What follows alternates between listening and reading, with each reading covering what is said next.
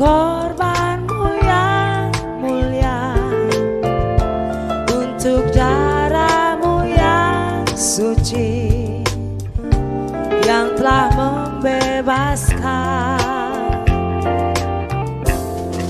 segala noda dosa yang mungkin tak terampunkan, namun Kau telah. Shalom Bapak, Ibu, Saudara-saudari yang senantiasa diberkati oleh Tuhan kita Yesus Kristus. Kembali kita beribadah di dalam suasana yang di Indonesia masih ada badai, baik di Indonesia maupun di dunia, yaitu lewat COVID-19.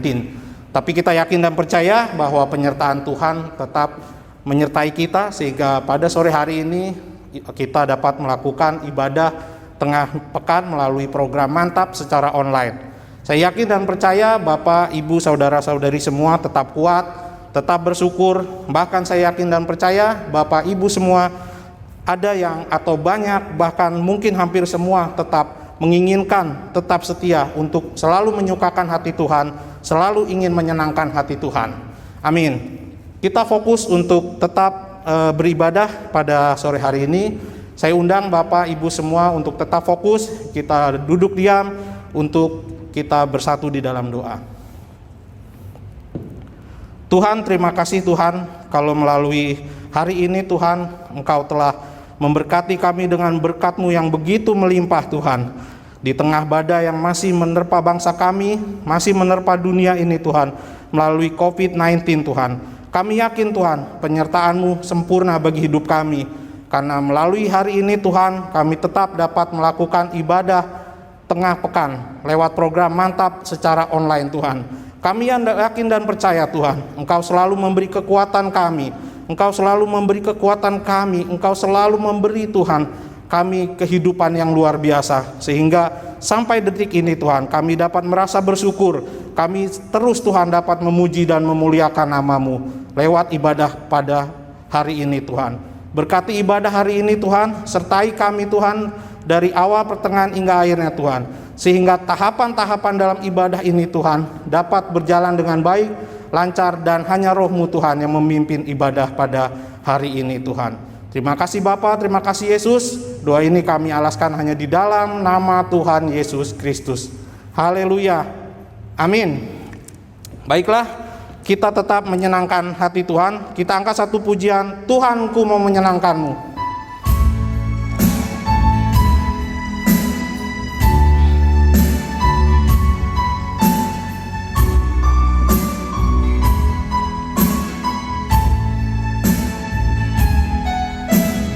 Tuhanku mau menyenangkan-Mu,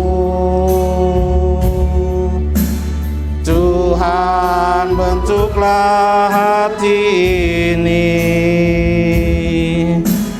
jadi bejana untuk hormat-Mu, cemerlang bagai emas murni. Tuhan, ku serahkan hatiku, semua ku berikan padamu. Kuduskan hingga tulus selalu, agar aku menyenangkan-Mu, menyenangkan-Mu, senangkan-Mu. Hanya itu kerinduanku, menyenangkan-Mu, senangkan hatimu. Hanya itu kerinduanku. Tuhanku mau menyenangkan-Mu, Tuhanku mau menyenangkan-Mu. Tuhan, bentuklah hati ini jadi bejana untuk masuk hormat-Mu. Cemerlang bagai emas murni, Tuhan ku serahkan hatiku. Semua ku berikan padamu. Kuduskan hingga tulus selalu, agar aku menyenangkan-Mu, menyenangkan-Mu Tuhan, menyenangkan-Mu, senangkan-Mu. Hanya itu kerinduanku, menyenangkan-Mu, senangkan hati-Mu. Hanya itu kerinduanku, menyenangkan-Mu Tuhan, menyenangkanku, senangkan-Mu. Hanya itu kerinduanmu, menyenangkan-Mu, senangkan hatimu. Hanya itu kerinduanmu. Terima kasih Bapa, terima kasih Tuhan.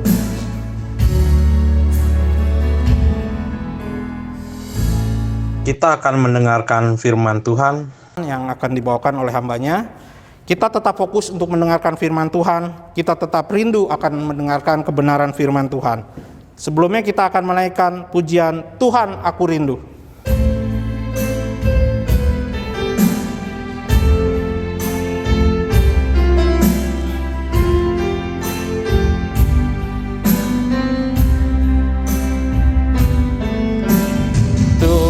Tuhan aku rindu,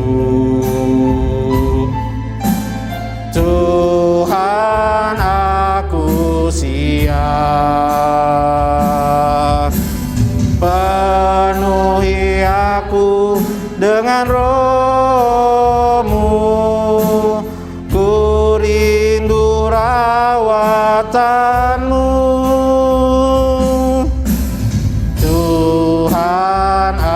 Aku rindu,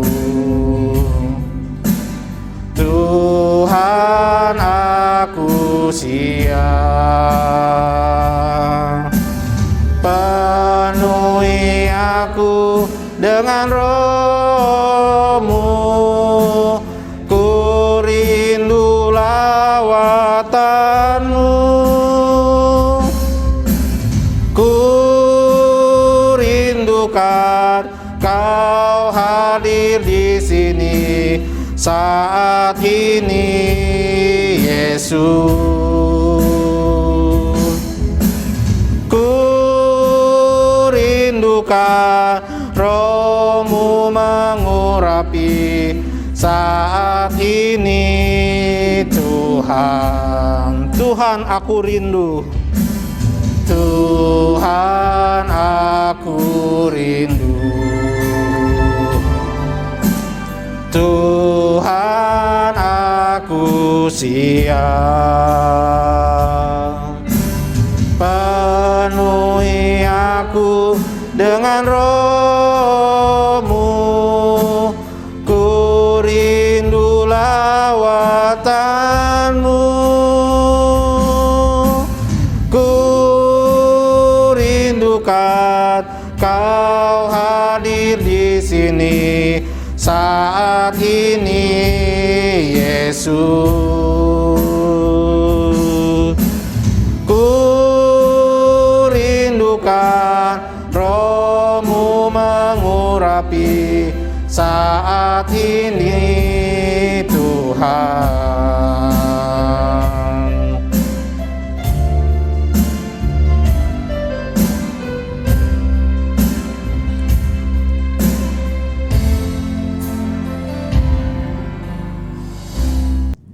Haleluya. Saya ajak untuk kita sama-sama tunduk kepala untuk kita memulai ibadah kita dan kita mau dengar firman Tuhan. Kita berdoa. Allah Bapa di dalam sorga, kami mengucap syukur kepadamu. Hari ini Engkau berikan kami anugerah kembali yang besar, yaitu kesempatan untuk kami boleh mendekat kepadamu, kesempatan untuk kami untuk belajar intim denganmu lewat pendengaran dan lebih jauh lagi nantinya lewat ketaatan kami untuk melakukan firman Tuhan. Hari ini kami mau mendengarkan firman Tuhan, isi hatimu Tuhan. Baiklah kami memberikan kesempatan dan waktu seluas-luasnya kepadamu, ya Yesus Sang Firman, berbicara kepada kami, menasehati kami, memperingatkan kami, menguatkan kami. Sekalipun itu teguran, kami mau dengar itu Tuhan.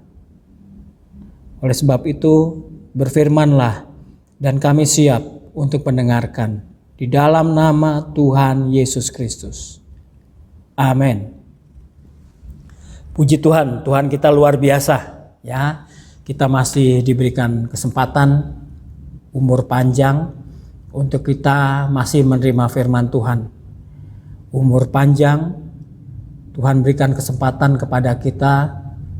Kalaulah kita harus memperbaiki, merubah kehidupan kita. Kalau selama ini keliru, kalau selama ini sudah salah jalan, tetapi juga merupakan kawalan dan kekuatan yang indah dari Tuhan, supaya kita ke depannya melangkah lebih baik lagi, dan lebih baik lagi. Dan tanpa terasa ya, saudara-saudara, kita sudah sampai kepada serial Mana Tengah Pekan kita di 1 Samuel pasal yang ke-12. Luar biasa, cepat. Tetapi Alkitab ini sungguh kaya. Apa yang ingin Tuhan berikan untuk kita nikmati melalui 1 Samuel pasal 12. Melalui 1 Samuel pasal 12 ini saya berikan sebuah judul, Sifat dan Sikap Hamba Tuhan. Pelajaran dari seorang Samuel. Ya, sifat dan sikap hamba Tuhan. Loh, saya kan bukan pendeta. Saya kan bukan evangelis. PDP, PDM, PDT, saya nggak punya jabatan itu. Saya nggak punya gelar-gelar itu. Saudara, jangan salah ya. Yang namanya hamba Tuhan tidak dibatasi oleh gelar-gelar semacam itu. Saya mau katakan dengan terus terang, kalaupun kita punya gelar PDP, PDM, pendeta, evangelis, tapi kalau bukti sifat, sikap tidak mencerminkan seorang hamba Tuhan, dia masih bukan hamba Tuhan. Itu hanya jabatan yang nempel di pundaknya. Kalau sifat, sikapnya duniawi dan dekat dengan dosa. Ya, tetapi sekarang kita mau lihat sifat dan sikap hamba Tuhan. Wahyu 1 ayat 6 memberikan kita kekuatan loh saudara-saudara. Coba kita baca Wahyu 1 ayat 6. Dan yang telah membuat kita menjadi suatu kerajaan. Siapa dia? Ayat yang kelima dikatakan bagi dia, yaitu Allah, yang membuat kita menjadi suatu kerajaan, menjadi imam-imam bagi Allah. Tuh ya, kita udah diangkat oleh Allah menjadi imam-imam bagi Allah, hamba Tuhan kita semua, umat ketebusannya yang sudah menyerahkan diri untuk percaya kepada Yesus, sudah diangkatnya menjadi suatu kerajaan, menjadi imam-imam bagi Allah, Bapaknya.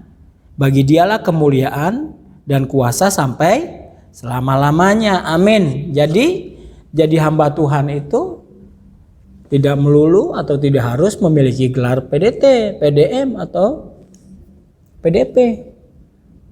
Saya katakan apalah gelar itu, saudara? Ya, sekali lagi jika gelar itu tidak dibuktikan, tidak digenapkan dengan kelakuan yang alkitabiah. Tetapi seorang hamba Allah pasti dia mengikuti suara Tuhan, pasti dia berjalan di dalam jalur firman Tuhan. Jadi melalui Wahyu 1 ayat 6 ini kita diingatkan bahwa kita semua adalah hamba-hamba Allah. Dan bagaimana Tuhan menjaga kita supaya kita tetap strict di dalam jalur hamba Allah? Atau bagaimana Allah memberikan kita jalan supaya kita bisa menjadi hamba Allah? Melalui 1 Samuel pasal 12 ini Tuhan memberikan kita jalan yang harus kita pelajari melalui pengalaman Nabi Samuel. Nabi Samuel menunjukkan kepada kita bahwa attitude is everything. Bahwa perilaku rohani, perilaku hidup adalah segalanya. Perilaku kita benar atau tidak benar, perilaku kita baik atau tidak baik, itu menjadi penentu atau ukuran kita seorang hamba Allah atau bukan. Atau kita hanya seorang pecundang. Atau kita hanya seorang pembual yang membual-bualkan bualan kita, yang suka sesumbar, yang suka sombong, rohani, dan lain sebagainya. Ya, kita mau lihat sifat dan sikap seorang hamba Tuhan. Yang pertama adalah kita baca dari 1 Samuel 12 ayat 1 sampai 5. Ya. Kita baca sama-sama ya, Saudara, kita nikmati sama-sama. Berkatalah Samuel kepada seluruh orang Israel, telah kudengarkan segala permintaanmu yang kamu sampaikan kepadaku, dan seorang raja telah kuangkat atasmu. Maka sekarang raja itulah yang menjadi pemimpinmu. Tetapi aku ini telah menjadi tua dan beruban. Dan bukankah anak-anakku laki-laki ada di antara kamu? Akulah yang menjadi pemimpinmu dari sejak mudaku sampai hari ini. Ayat 3, Saudara, perhatikan baik-baik. Di sini aku berdiri, kata Samuel. Berikanlah kesaksian menentang aku di hadapan Tuhan dan di hadapan orang yang diurapinya. Lembu siapakah yang telah kuambil? Keledai siapakah yang telah kuambil? Siapakah yang telah kuperas? Siapakah yang telah kuperlakukan dengan kekerasan? Dari tangan siapakah telah kuterima sogok sehingga aku harus tutup mata? Aku akan mengembalikannya kepadamu. Jawab mereka, engkau tidak memeras kami dan engkau tidak memperlakukan kami dengan kekerasan, dan engkau tidak menerima apa-apa dari tangan siapapun. Lalu berkatalah ia kepada mereka, Tuhan menjadi saksi kepada kamu, dan orang yang diurapinya pun menjadi saksi pada hari ini bahwa kamu tidak mendapat apa-apa dalam tanganku. Jawab mereka, dia menjadi saksi. Dari ayat 1 sampai ayat 5, Allah memberikan tips kepada kita. Sifat dan sikap hamba Tuhan. Yang pertama, memiliki etika jabatan. Memiliki etika jabatan. Siapapun dia yang menjadi hamba Tuhan, ada etikanya, ada tata kramanya dalam dia menghidupi hidup. Belajar dari Samuel. 1 Samuel 12 ayat 3a, etika jabatan yang pertama. 1 Samuel 12 ayat 3a. Lembu siapakah yang telah kuambil? Keledai siapakah yang telah kuambil? Itu yang pertama. Samuel tidak pernah mengambil lembu atau keledai dari bangsa Israel. Mengambil tanpa hak, ya. Itu etika jabatan yang pertama.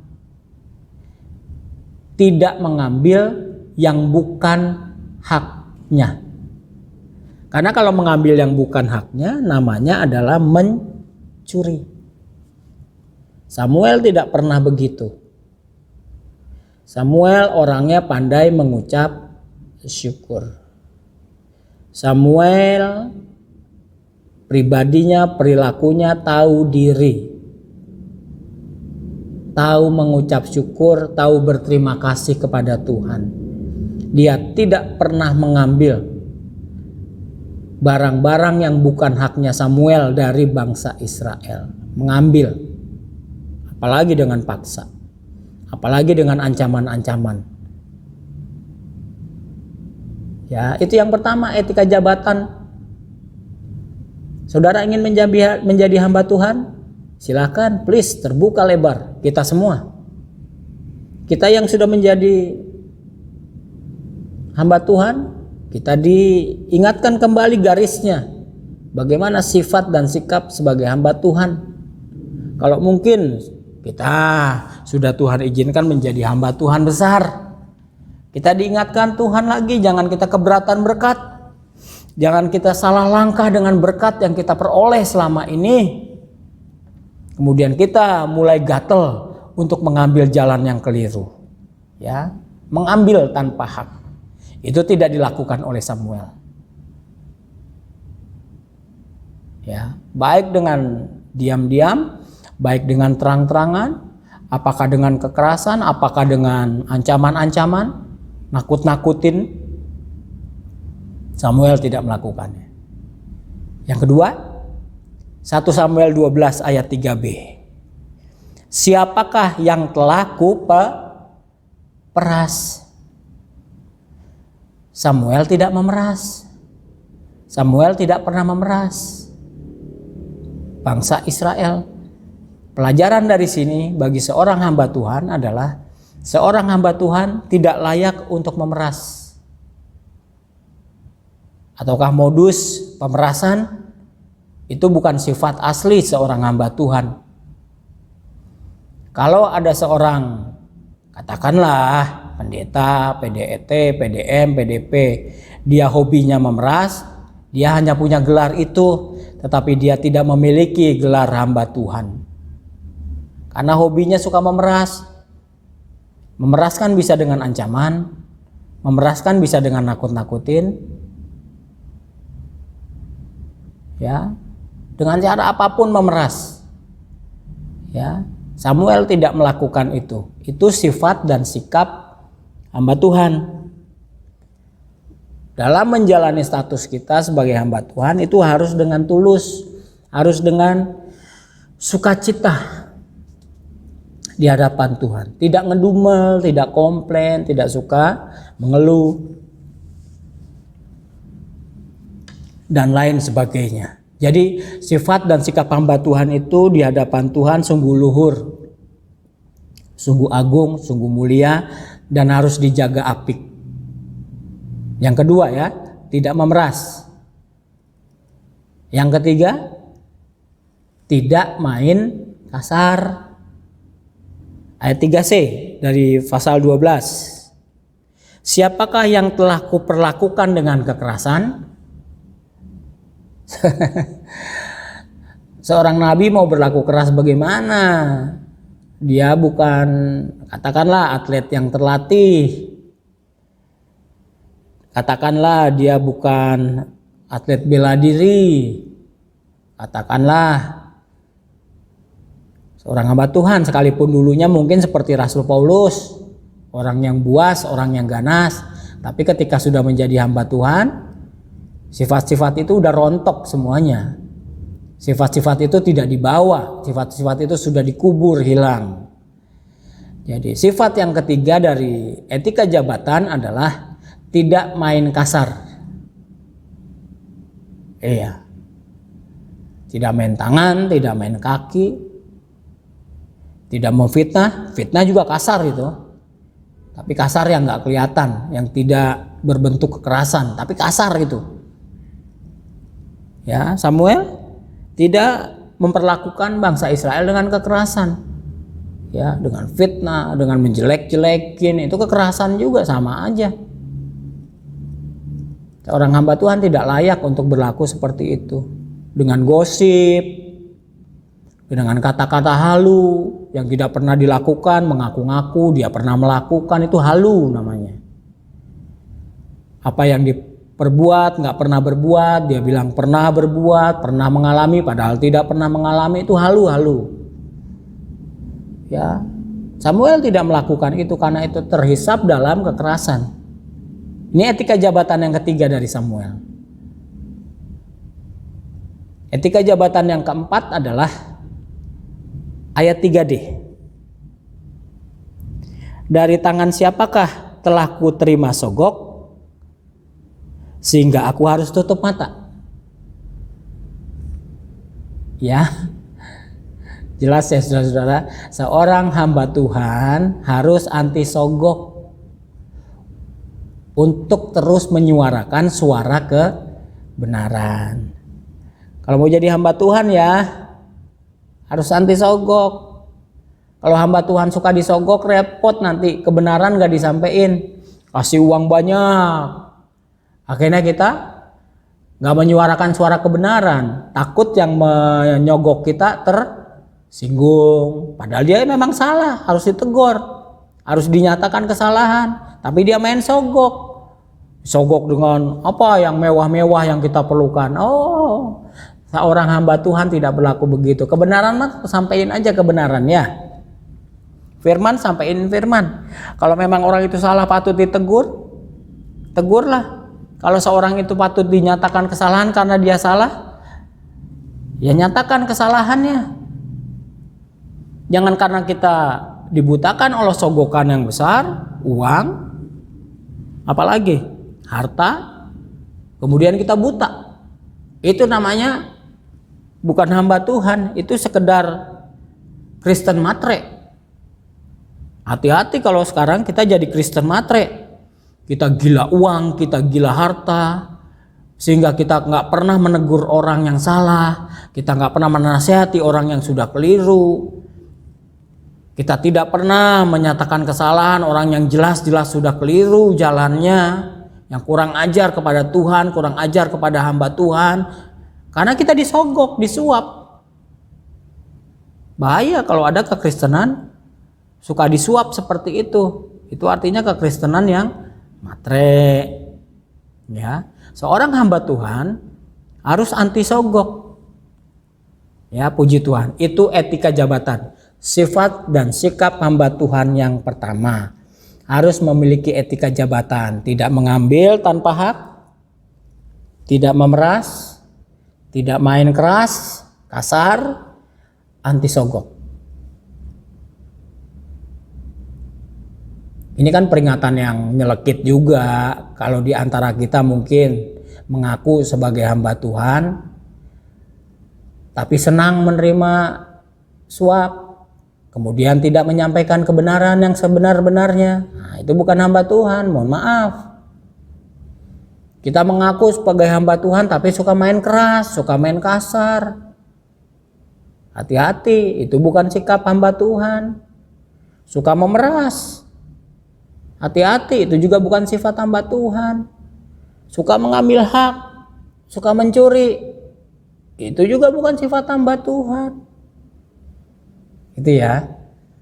Mungkin kalau bagi kekristenan kita punya pelayanan mimbar sebagai worship leader, kita bangga sebagai pemain musik, ya kan? Kita bangga sebagai anggota paduan suara, kita bangga sebagai apalagi asher, kita bangga sebagai apalagi. Perhatikan sikap kita. Kita diikat oleh etika jabatan, bukan oleh show kita di panggung, di atas mimbar. Sifat atau sikap seorang hamba Tuhan tidak dibuktikan dengan demonstrasi-demonstrasi karunia-karunia rohani. Tapi lebih daripada itu adalah memiliki tata krama rohani atau memiliki etika jabatan.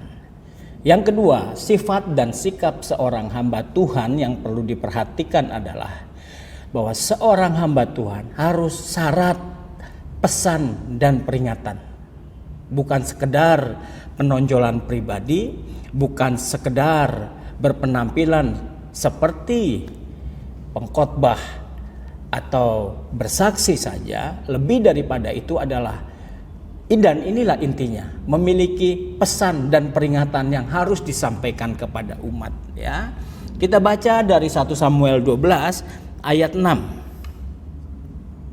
Ya, lalu berkatalah Samuel kepada bangsa itu, berkata Samuel kepada bangsa itu, karena dia adalah wakil Tuhan. Tuhanlah saksi yang mengangkat Musa dan Harun dan yang menuntun nenek moyangmu keluar dari tanah Mesir. Selanjutnya kata Samuel, maka sebab itu berdirilah supaya aku bersama-sama dengan kamu berhakim di hadapan Tuhan mengenai segala perbuatan keselamatan Tuhan yang telah dikerjakannya kepadamu dan kepada nenek moyangmu. Dan seterusnya saudara-saudara sampai ayat yang ke-25, bahwa Samuel sebagai wakil Allah, bahwa Samuel sebagai hamba Tuhan, dia selalu mengawal bangsa Israel, umat Tuhan dengan pesan. Bukan sekedar pesan, tetapi juga dengan bayar harga melalui peringatan-peringatan Tuhan lewat mulut Samuel. Dengan kata lain, bahwa Samuel menjadi corongnya Allah. Bahwa seorang hamba Tuhan, fungsi dan tugasnya adalah menjadi terompetnya Allah. Bahwa fungsi seorang hamba Tuhan adalah menjadi juru bicaranya Allah, ya. Dan menjadi juru bicaranya Allah itu penuh resiko, saudara-saudara. Dan menjadi juru bicaranya Allah itu, saudara-saudara, banyak kali disalahpahami oleh orang banyak yang mendengarnya. Mungkin mereka berkilah, itu kan hanya perkataan dia saja, hanya perkataan manusia saja, hanya unek-uneknya saja. Tetapi mari saudara-saudara, karena kan Allah Maha Tahu, Dia lebih tahu sedalam-dalamnya tentang hidup kita. Dan Dia berkata-kata melalui Nabi Tuhan. Kita lihat dari Yehezkiel 33 ayat 7 sampai dengan yang ke-9. Bercerita tentang seorang penjaga umat hamba Tuhan. Yehezkiel 33 ayat 7 sampai 9. Dan engkau anak manusia, aku menetapkan engkau menjadi penjaga bagi kaum Israel. Jadi hamba Tuhan adalah penjaga umat, bukannya pengusil umat, bukannya pengusik umat, tetapi penjaga umat. Jadi kalau umat dijaga, saudara-saudara harusnya mengucap syukur. Dijaga oleh perkataan-perkataan Tuhan. Bila mana engkau mendengar sesuatu firman daripadaku, firman yang disampaikan bukan apa-apa. Jadi jangan salah terjemahan, jangan salah berkata-kata bahwa hamba Tuhan yang dikeluarkan hanya unek-unek, hanya kata-kata sentimen, like or dislike. Tidak, itu firman Allah. Karena Allah lebih tahu siapa manusia, dan Allah kalau mengoreksi manusia, Dia bekerja melalui firman Allah yang disampaikan oleh hamba Tuhan. Bila mana engkau mendengar sesuatu firman daripadaku, peringatkanlah mereka demi namaku. Harus diperingatkan. Resiko enggak? Resiko. Apakah umat senang diperingatkan atau marah? Itu kan resiko. Tergantung umatnya, tapi harus disampaikan. Ayat 8. Kalau aku berfirman kepada orang jahat, hai orang jahat, engkau pasti mati, dan engkau tidak berkata-kata apa-apa untuk memperingatkan orang jahat itu supaya bertobat dari hidupnya, orang jahat itu akan mati dalam kesalahannya, tetapi aku akan menuntut pertanggungan jawab atas nyawanya daripadamu. Seorang hamba Tuhan, kalau Allah berfirman untuk menobatkan orang jahat, dan hamba Tuhan yang ditugaskan, wakilnya Allah takut-takut, gak mau menyampaikan, takut apalah gak tahu, pertanggungan jawab ada di hamba Tuhan itu. Ya, ayat yang ke-9. Tetapi jikalau engkau memperingatkan orang jahat itu supaya ia bertobat dari hidupnya, tugas hamba Tuhan diemban, dilakoni. Tetapi ia tidak mau bertobat, ia akan mati dalam kesalahannya, tetapi engkau telah menyelamatkan nyawamu. Kita menasihati orang jahat, hamba Tuhan menasihati orang yang keliru jalan, umat Kristen yang sudah keliru jalan, orang itu bertobat atau tidak bertobat, itu urusannya Tuhan. Tetapi hamba Tuhan sudah menyelesaikan tugasnya. Entah dia dibenci, entah dia dikucilkan, entah dia diboikot, tapi dia sudah melakukan tugasnya dan hamba Tuhan itu sudah menyelamatkan nyawanya sendiri. Ya, karena firman Tuhan sudah disampaikan. Puji Tuhan. Itu sifat dan sikap seorang hamba Tuhan. Harus syarat dengan pesan dan peringatan. Ya. Suka atau tidak suka, baik atau tidak baik waktunya, harus menyampaikan isi hati Tuhan. Ya, suka atau tidak suka. Apakah umat siap atau tidak siap? Apakah umat sedang posisinya di bawah atau di atas? Apalagi apakah umat sedang keliru jalan? Apakah umat sedang salah jalan? Dan banyak umat mengisi hidupnya dengan kesalahan demi kesalahan, maka tugasnya seorang hamba Tuhan adalah untuk menyampaikan isi hati Tuhan. Kita baca ayatnya loh, ini jelas sekali dalam perjanjian baru dari 2 Timotius 4 ayat yang kedua. Ya, kita baca baik-baik, simak baik-baik saudara. Dikatakan demikian, beritakanlah firman, beritakanlah firman. Jangan disimpan, jangan dikubur dalam-dalam. Beritakanlah firman, siap sedialah baik atau tidak baik waktunya. Hamba Tuhan harus siap sedia untuk memberitakan firman. Kalau Allah berfirman, baik atau tidak baik waktunya.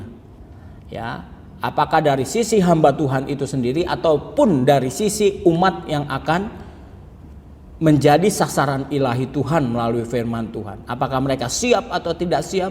Apakah kita sedang ada di bawah atau di atas? Kalau Tuhan berfirman, sampaikan. Ya, siap sedialah baik atau tidak baik waktunya.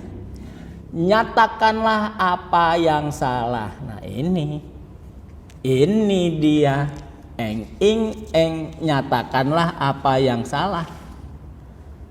Bagi hamba Tuhan berat disuruh menyatakan kesalahan umat. Apakah umat terima? Apakah umat malah manyun?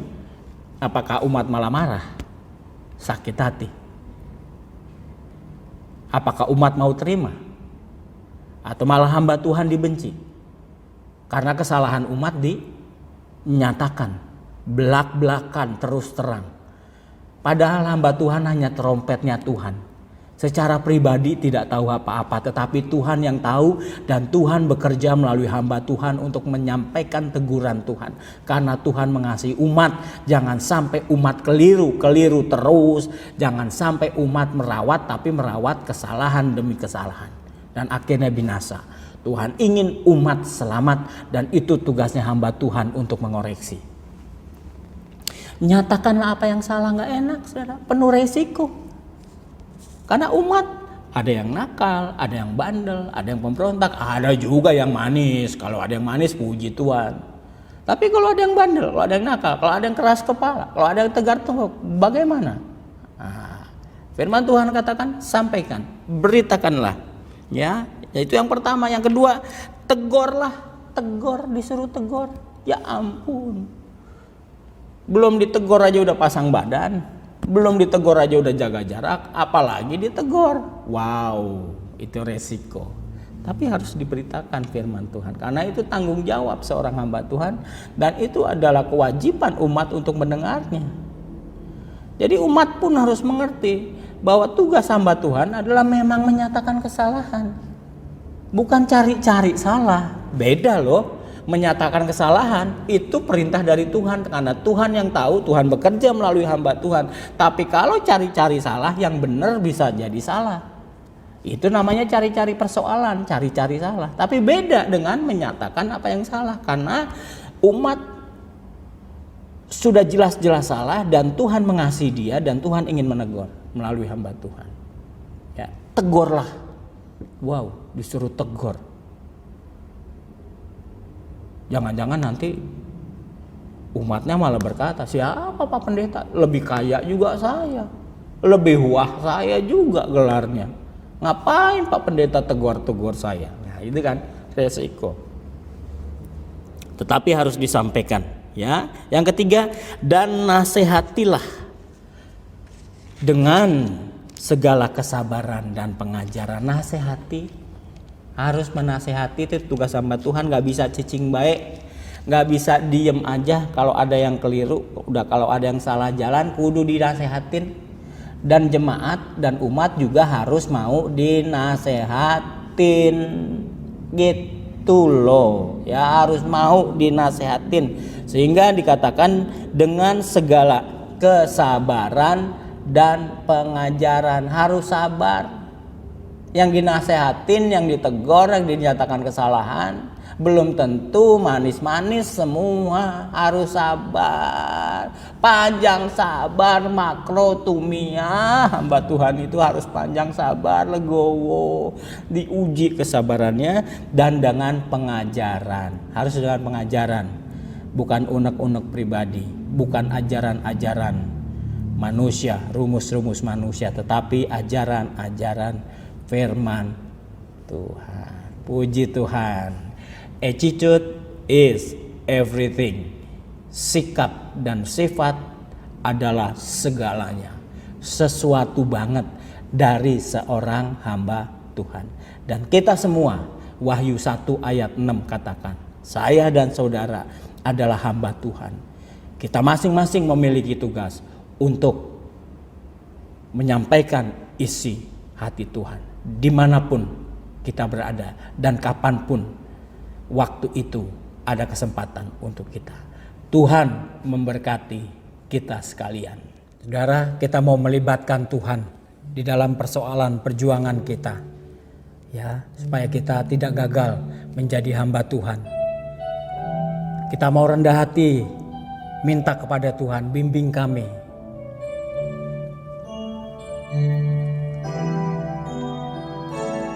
Bimbinglah aku, ya Yesus, di sepanjang jalan hidupku, ya Yesus. Firman-Mu bagaikan, hanya firman-Mu dasar kami Tuhan, agar ku tak sesat di jalan. Tanpa Yesus di sisiku, tanpa Yesus membimbingku, tanpa Yesus menopangku, ku kan jatuh. Ku perlu Engkau, tanpa Yesus di sisiku, tanpa Yesus membimbingku, tanpa Yesus menopangku, ku kan jatuh.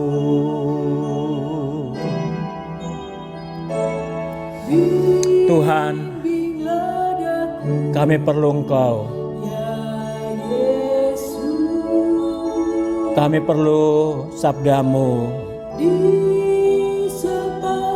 di dalam perjuangan kami, di dalam hidup kami, di dalam kami menghidupi hidup ini Tuhan. Kami butuh firman-Mu Tuhan, supaya kami tak sesat Tuhan. Amin. Katakan dengan sungguh, tanpa Yesus di sisiku, tanpa Yesus membimbingku, tanpa Yesus menopangku, ku kan jatuh. tanpa Yesus di sisiku, tanpa Yesus membimbingku, tanpa Yesus menopangku, ku kan jatuh. Amin Tuhan. Haleluya. Terpujilah namamu Tuhan, terpujilah namamu. Engkau tetap menjadi andalan kami Yesus. Engkau tetap menjadi kekuatan kami Yesus, dalam kami menjaga hidup ini. Hidup kami di dalam dunia yang semakin larut ini Tuhan. Hidup kami di dalam dunia yang hampir sampai kepada kesudahannya Tuhan. Hanya Engkau yang sanggup menolong, menguatkan kami, menjaga kami. Firman-Mu yang sanggup menjaga jiwa kami. Terima kasih Tuhan Yesus. Teruslah Engkau hadir di dalam kehidupan kami. Roh Kudus, tetaplah Engkau menetap di dalam kehidupan kami, di dalam kehidupan anak-anak-Mu yang sedang melihat acara ini. Di dalam nama Yesus, Engkau mengasihi kami semua. Terima kasih, terima kasih. Kami punya Allah yang luar biasa. Kami punya Allah yang dahsyat, Yesus yang luar biasa, Yesus yang dahsyat, Yesus yang tidak pernah ingkar janji, Yesus yang mengasihi kami semua, Yesus yang cinta mati dengan kami semua. Terima kasih, terima kasih. Kami bangga memiliki Engkau. Oleh sebab itu, turunkan berkat-Mu melimpah buat anak-anak, buat umat ketebusan-Mu dimanapun mereka berada. Dalam situasi sulit atau senang, dalam di bawah atau di atas, suka atau duka, berkat-Mu melimpah atas kami semua, atas negara Indonesia.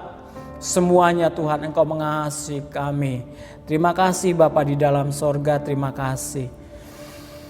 Sidang jemaat yang dikasihi oleh Tuhan Yesus Kristus, sekarang mari kita terima berkat Tuhan ketika kita akan menutup ibadah kita dan ketika kita akan berpisah. Kita akan angkat hati dan tangan kita untuk kita menerima berkat Tuhan. Tuhan menyinari wajahnya kepadamu dan memberikan engkau berkat. Kasih dan damai sejahtera Dia limpahkan kepada kita sekalian. Mulai hari ini sampai Maranatha, Tuhan Yesus Kristus datang kali yang kedua. Haleluya. Amen.